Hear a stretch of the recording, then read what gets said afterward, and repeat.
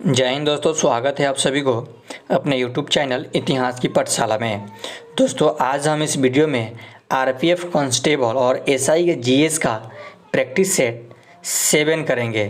दोस्तों इसके पहले वाले वीडियो में हमने आरपीएफ कांस्टेबल और एसआई के जीएस का प्रैक्टिस सेट 6 किया था। तो दोस्तों जिन लोगों ने उस वीडियो को नहीं देखा है तो उसका लिंक जो है मैंने डिस्क्रिप्शन बॉक्स में दे दिया है, आप उस वीडियो को जाकर वहां से देख सकते हैं। तो दोस्तों आप इस वीडियो में अंत तक बने रहें। यदि आप इस चैनल पर नए हैं तो चैनल को सब्सक्राइब कर दें। चलिए आज से क्लास स्टार्ट करते हैं और देखते हैं आज का हमारा पहला प्रश्न। तो दोस्तों आज का जो हमारा पहला प्रश्न है कि शांति निकेतन किस महापुरुष से संबंधित स्थान है। जो शांति निकेतन जो स्थान है वो किस महापुरुष से संबंधित है। तो दोस्तों यह जो है रविंद्रनाथ टैगोर से संबंधित है। रविंद्रनाथ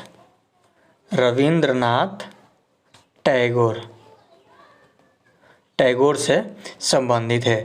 तो इसका राइट आंसर होगा option number A. Option number A इसका राइट आंसर होगा। फिर देखते हैं अगला प्रश्न। अगला प्रश्न है कि कांगो का परिवर्तित नाम है। दोस्तों जो कांगो का परिवर्तित नाम है वह है जायरे, यानी कि ऑप्शन नंबर ए इसका राइट आंसर होगा। फिर चलते हैं अगले प्रश्न की ओर। अगला प्रश्न है कि जगन्नाथ मंदिर स्थित है डैश। यानी कि कहने का मतलब है कि जगन्नाथ जो मंदिर है वो कहाँ स्थित है।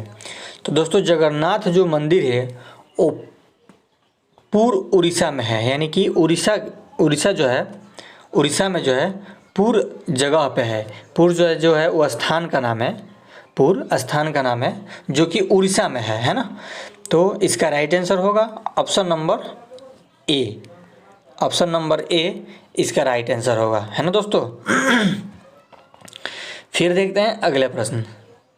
अगला प्रश्न यह कह रहा है कि भारत ने सर्वप्रथम अपना आणविक केंद्र कहाँ स्थापित किया था।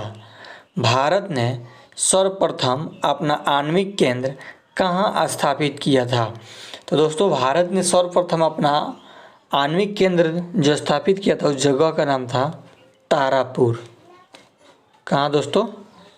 तारापुर, है ना। तो इसका राइट आंसर होगा ऑप्शन नंबर सी, यानी कि तारापुर, है ना।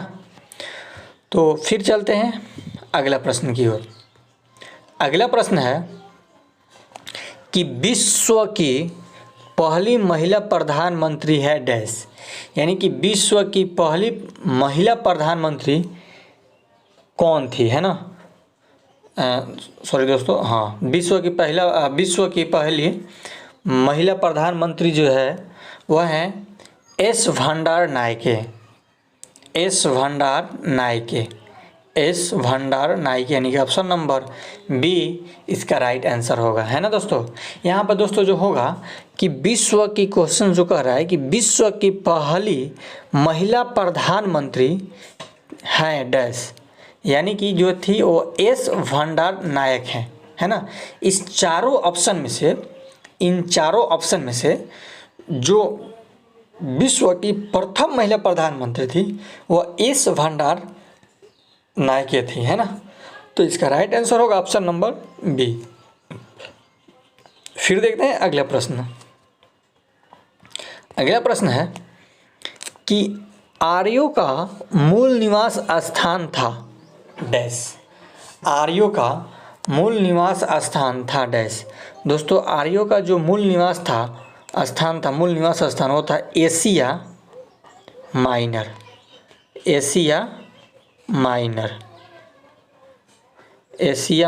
है ना। तो इसका राइट आंसर होगा option number B Asia Minor, है ना। फिर देखते हैं अगला प्रश्न। अगला प्रश्न है कि सत्यमेव जयते उक्ति कहाँ से ली गई है। यानी कि इसे कहने का मतलब है कि जो सत्यमेव जयते जो है वो कहाँ से ली गई है ना। तो दोस्तों जो सत्यमेव जयते हैं वो मुंडकोपनिषद से ली गई है। कहाँ से दोस्तों? मुंडकोपनिषद से। दोस्तों आप सबको बता दें कि आप अपने पास एक नोटबुक रखेंगे, आप अपने पास एक नोटबुक रखेंगे, जो मैं बोल रहा हूँ उसको नोट करने में आपको आसानी होगी, है ना, और रिवीजन करने में आपको आसानी होगी, है ना। तो आप अपने पास एक नोटबुक रखेंगे, है ना। तो सत्यमेव जयते जो है वो मुंडकोपनिषद से ली गई है ना। तो मुंडकोपनिषद जो है ऑप्शन नंबर बी में है, तो इसका राइट आंसर होगा ऑप्शन नंबर बी, मुंडकोपनिषद, है ना। फिर देखते हैं अगला प्रश्न। अगला प्रश्न है किस वेद की रचना गद्य एवं पद दोनों में की गई है? किस वेद की रचना गद्य एवं पद दोनों में की गई है? तो दोस्तों यजुर्वेद की जो रचना है वो गद्य एवं पद दोनों में की गई है ना। तो इसका राइट आंसर होगा option number B, option number B इसका राइट आंसर होगा। फिर चलते हैं अगले प्रश्न की ओर। अगला प्रश्न है कि चीनी यात्री फरहान किसके शासन काल में आया था? चीनी यात्री फरहान किसके शासन काल में आया था? दोस्तों चंद्रगुप्त विक्रमादित्य के शासन काल में चीनी यात्री फरहान जो था वो आया था, है ना। तो इसका राइट आंसर होगा option number A, option number A इसका राइट आंसर होगा, है ना। फिर देखते हैं अगला प्रश्न। अगला प्रश्न है कि नालंदा विश्वविद्यालय का संस्थापक कौन था? नालंदा विश्वविद्यालय का संस्थापक कौन था? दोस्तों नालंदा विश्वविद्यालय का जो संस्थापक था उनका नाम जो था वो था कुमारगुप्त। क्या था नाम दोस्तों? कुमारगुप्त, है ना। तो इसका राइट आंसर होगा ऑप्शन नंबर बी यानी कुमारगुप्त। दोस्तों यदि आप चैनल पर नए हैं, यदि आप चाहते हैं कि आरपीएफ कांस्टेबल और एसआई के जो एग्ज़ाम का प्रिपरेशन को स्ट्रॉन्ग करना, तो आप इस चैनल से ज़रूर जुड़ें और इस चैनल को सब्सक्राइब करें और इस चैनल से जुड़कर आप अपने प्रिपरेशन को इम्प्रूव कर सकते हैं। तो दोस्तों इसका जो राइट आंसर होगा ऑप्शन नंबर बी यानी कुमारगुप्त, है ना। फिर देखते हैं अगला प्रश्न। अगला प्रश्न जो है कि भारत में सूती वस्त्रों की राजधानी कहा जाता है। भारत में यानी कि सूती वस्त्रों की राजधानी यानी किसको कहा जाता है ना, किस जगह को कहा जाता है ना। तो इसका राइट आंसर जो होगा मुंबई, यानी कि मुंबई में भारत के सूती वस्त्रों की राजधानी कहा जाता है। तो इसका राइट आंसर होगा ऑप्शन नंबर बी यानी मुंबई, है ना। फिर चलते हैं अगले प्रश्न की ओर। अगला प्रश्न जो है कि भारत में कोयल के सबसे अधिक भंडार कहाँ पाए जाते हैं? कोयल दोस्तों यहाँ पे कोयला होगा यहाँ पे, कोयल नहीं होगा दोस्तों, यहाँ पे कोयला होगा, है ना, यहाँ पे कोयला होगा, है ना। भारत में कोयला के सबसे अधिक भंडार कहाँ पाए जाते हैं? तो दोस्तों भारत में सबसे कोयला का जो अधिक भंडार पाए जाते हैं वो है झारखंड एवं पश्चिम बंग में, में। तो इसका राइट आंसर होगा option number A, option number A इसका राइट आंसर होगा। फिर देखते हैं अगला प्रश्न। अगला प्रश्न है कि निम्न में से कौन सा भारतीय उद्योग सर्वाधिक रोजगार प्रदान करता है? निम्न में से कौन सा भारतीय उद्योग सर्वाधिक रोजगार प्रदान करता है?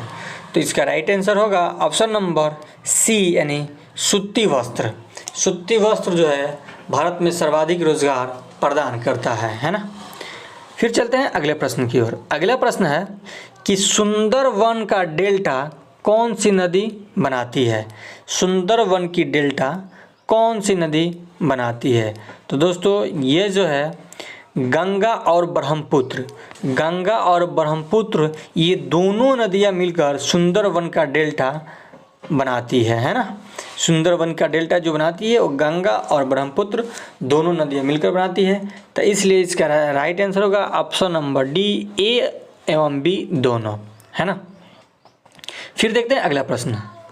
अगला प्रश्न है कि प्रसिद्ध चिल्का झील अवस्थित है।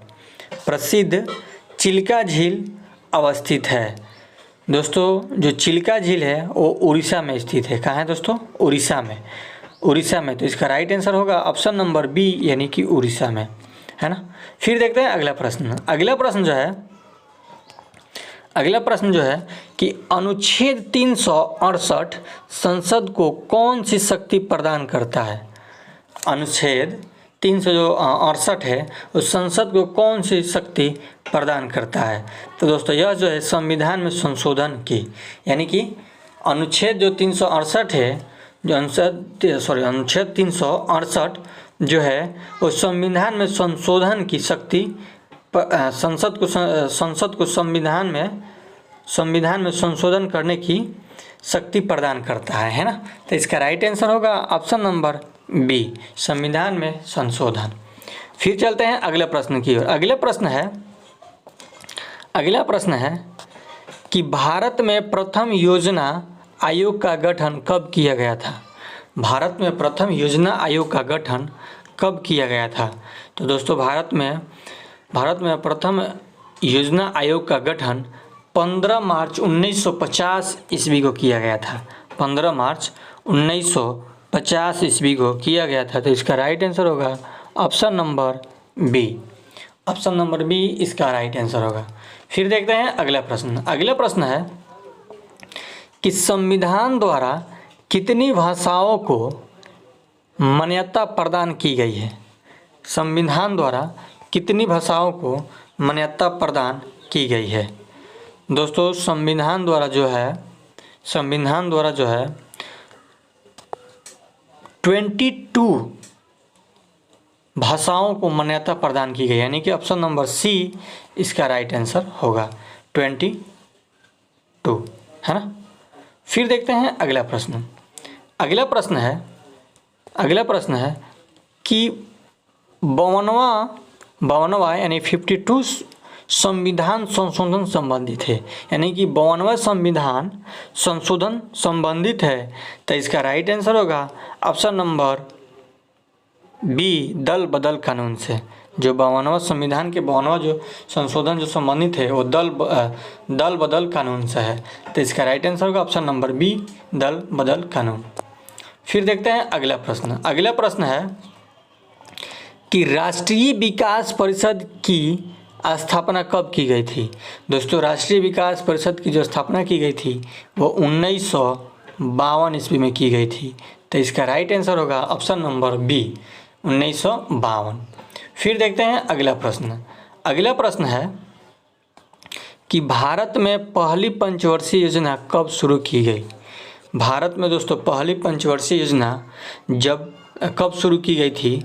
तो वह है दोस्तों 1 अप्रैल 1951। नोट करते चलेंगे, 1 अप्रैल 1951 ईस्वी को। तो इसका राइट आंसर होगा ऑप्शन नंबर बी, यानी 1 अप्रैल 1951 ईस्वी को। फिर देखते हैं अगला प्रश्न। अगला प्रश्न है कि योजना आयोग के अनुसार ग्रामीण क्षेत्रों में कितने कैलोरी पोषण प्राप्त न करने वाले को गरीबी रेखा से नीचे माना जाता है? योजना आयोग के अनुसार ग्रामीण क्षेत्रों में कितने कैलोरी पोषण प्राप्त न करने वालों को गरीबी रेखा से नीचे माना जाता है? तो दोस्तों जो उसका राइट आंसर होगा वो होगा ऑप्शन नंबर बी, यानी कि 2400 कैलोरी से नीचे वाले को गरीबी रेखा से नीचे माना जाता है। 2400 कैलोरी वाले को गरीबी रेखा से नीचे माना जाता है। तो इसका राइट आंसर होगा ऑप्शन नंबर बी, यानी 2400। फिर देखते हैं अगला प्रश्न। अगला प्रश्न है कि राष्ट्रीय ग्रामीण रोजगार गारंटी योजना कब से शुरू की गई? राष्ट्रीय ग्रामीण रोजगार गारंटी योजना कब से शुरू की गई? दोस्तों 2 फरवरी 2006 से राष्ट्रीय ग्रामीण रोजगार गारंटी योजना का शुरू की गई। तो इसका राइट आंसर होगा वो ऑप्शन नंबर सी होगा। ऑप्शन नंबर सी, यानी 2 फरवरी 2006। फिर देखते हैं अगला प्रश्न। अगला प्रश्न है, वर्तमान में राष्ट्रीयकृत बैंकों की कुल संख्या कितनी है? वर्तमान में राष्ट्रीयकृत बैंकों की कुल संख्या कितनी है? दोस्तों वर्तमान में राष्ट्रीयकृत बैंकों की जो संख्या है वह है 21। तो दोस्तों 21 जो है ऑप्शन नंबर डी में दिया हुआ है, यानी कि इसका राइट आंसर होगा option number D. Option number D इसका राइट आंसर होगा। फिर देखते हैं अगला प्रश्न। अगला प्रश्न है कि पंचवर्षीय योजनाओं के इतिहास में भारत की सर्वाधिक असफल योजना किस योजना को माना जाता है? पंचवर्षीय योजनाओं के इतिहास में भारत की सर्वाधिक असफल योजना किस योजना को माना जाता है? तो दोस्तों तृतीय योजना को। किस योजना को दोस्तों? तृतीय योजना को। तो इसका राइट आंसर होगा ऑप्शन नंबर बी। जो तृतीय है वो ऑप्शन नंबर बी में दिया हुआ है, तो इसलिए इसका राइट आंसर होगा ऑप्शन नंबर बी। फिर चलते हैं अगले प्रश्न की ओर। अगला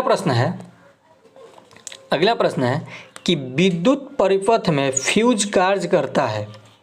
विद्युत परिपथ में फ्यूज कार्य करता है। दोस्तों विद्युत परिपथ में फ्यूज जो कार्य करता है वो विद्युत परिपथ की रक्षा में कार्य करता है। विद्युत परिपथ की रक्षा में फ्यूज जो है वो कार्य करता है ना। तो इसका राइट आंसर होगा option number B. Option number B इसका राइट आंसर होगा। फिर देखते हैं अगला प्रश्न। अगला प्रश्न है कि विद्युत बल्ब का फिलामेंट किस धातु का बना होता है? दोस्तों विद्युत बल्ब का जो फिलामेंट होता है वह टंगस्टन धातु का बना होता है। किस धातु का दोस्तों? टंगस्टन धातु का बना होता है। तो इसलिए इसका राइट आंसर होगा ऑप्शन नंबर सी, यानी कि टंगस्टन। फिर देखते हैं अगला प्रश्न। अगला प्रश्न है कि निम्न में से कौन एल्युमिनियम की मिश्र धातु है? निम्न में से कौन एल्युमिनियम की मिश्र धातु है? तो दोस्तों मैग्नीशियम जो होता है वो एल्युमिनियम की मिश्र धातु होता है, यानी कि एल्युमिनियम में मिश्र धातु होता है। यानी कि कहने का मतलब है जो एल्युमिनियम है वो जो मैग्नीशियम है वो एल्युमिनियम की मिश्र धातु है ना। तो इसका राइट आंसर होगा ऑप्शन नंबर डी, यानी कि मैग्नीशियम है ना। फिर चलते हैं अगले प्रश्न की ओर। अगला प्रश्न है कि निम्न में से कौन एल्युमिनियम की मिश्र धातु है? सॉरी, ये तो इस क्वेश्चन को तो अभी तो हम लोग देख लिए। इसका जो राइट आंसर होगा ऑप्शन नंबर डी होगा। अगला क्वेश्चन है कि फोटोग्राफी में प्रयुक्त हाइपोविलियन का रासायनिक नाम है। फोटोग्राफी में प्रयुक्त हाइपोविलियन का रासायनिक नाम है। दोस्तों फोटोग्राफी में प्रयुक्त हाइपोविलियन का जो रासायनिक नाम है वो है सोडियम थायोसल्फेट। सोडियम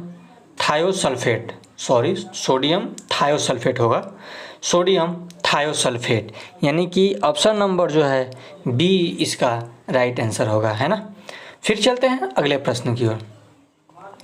अगला प्रश्न है कि शरीर में गैसों का विनिमय किस अंग में होता है? दोस्तों शरीर में जो है गैसों का जो विनिमय होता है वो शरीर के जो है फेफड़ा में होता है। कहाँ होता है दोस्तों? फेफड़ा में, शरीर के फेफड़ा में होता है। तो फेफड़ा जो है ऑप्शन नंबर बी में दिया हुआ है, तो इसलिए इसका राइट आंसर होगा ऑप्शन नंबर बी, है ना। फिर चलते हैं अगले प्रश्न की ओर। अगला जो प्रश्न है यह इस वीडियो का लास्ट प्रश्न है, लास्ट क्वेश्चन है। ये जो लास्ट क्वेश्चन है कि नाइट्रोजन उत्सर्जित पदार्थ में सबसे अधिक मात्रा में पाया जाता है। नाइट्रोजन उत्सर्जित पदार्थ में सबसे अधिक मात्रा में पाया जाता है तो वो है जो दोस्तों यूरिया, यानी कि नाइट्रोजन उत्सर्जित पदार्थ में सबसे अधिक मात्रा में यूरिया पाया जाता है। तो इसका राइट आंसर होगा ऑप्शन नंबर डी, यानी यूरिया। तो दोस्तों आशा करता हूं कि ये वीडियो आप लोगों को काफ़ी अच्छा लगा होगा। वीडियो अगर अच्छा लगे तो वीडियो को लाइक करें और चैनल को सब्सक्राइब करें। फिर मिलते हैं नए वीडियो में, तब तक के लिए धन्यवाद।